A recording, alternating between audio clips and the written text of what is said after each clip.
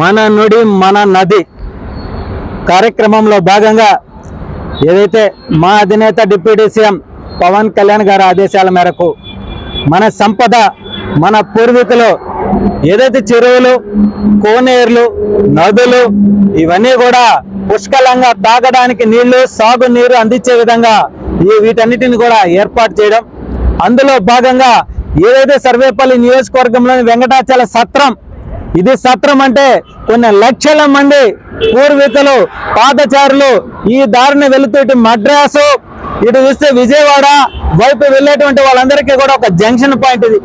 ఇక్కడ బస చేసి ఈ కోనేరులో నీళ్లు తాగి వెళ్ళేటువంటి వాళ్ళు. అయితే ఈ కోనేరు అస్తవ్యస్తంగా తయారైపోతే ఇప్పటి వరకు కూడా ఎవరు కూడా పట్టించుకున్న పరిస్థితి లేదు. రెండో వైపు చూస్తే ఆక్రమణలకు కూడా గురయ్యేటువంటి పరిస్థితి. మన సంపదలో ప్రధానమైనది రాబోయే తరాలకు మనం అందించవలసింది మన కోనేరులు. ఒకప్పుడు అశోకుడు రోడ్లు వేయించను, చెట్లు నాటించను, బావిలు తవ్వించను, కోనేరులు కట్టించను. దేనికోసం అంటే తాగడానికి గుక్కడి నీళ్లు.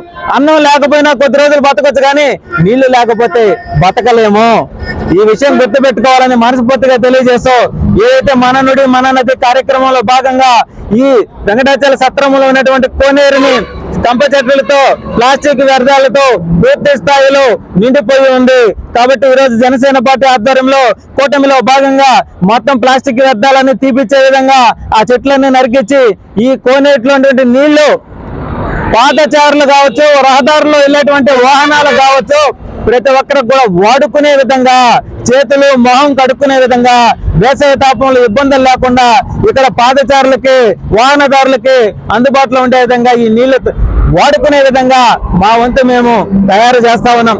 ఇదే విధంగా ఈ సర్వేపల్లి నియోజకవర్గంలో ఎక్కడెక్కడైతే మన పూర్వీకులు మనకు అందించినటువంటి ఆస్తులు ఏవైనంటే ఈ కోనేరులు, ఈ చెరువులు, వీటన్నిటిని కూడా కాపాడుకోవడంలో మా వంతు మేము కృషి చేస్తాం. మా అధినేత పవన్ కళ్యాణ్ గారు ఏదైతే పవన్ కళ్యాణ్ గారు జనసేన పార్టీలో ఒక భాగమైనటువంటి పర్యావరణంలో మన నుడి మన నది కార్యక్రమం ప్రతి నెలలో 2 రోజుల పాటు చేసి ఏదైతే పాడుపడిపోతున్నటువంటి దేవాలయాలు కావచ్చు, కోనేరులు కావచ్చు, చెరువులను కాపాడడంలో కావచ్చు మా వంతు మేము కృషి చేస్తామని చెప్పి మనస్ఫూర్తిగా తెలియజేస్తూ, భావి తరాలకి మన కోనేరులు అంటే ఇవి, మన చెరువులు అంటే ఇవి అని చెప్పి వాటన్నిటిని కూడా కాపాడుకోవాల్సిన బాధ్యత మనందరి మీద ఉంది.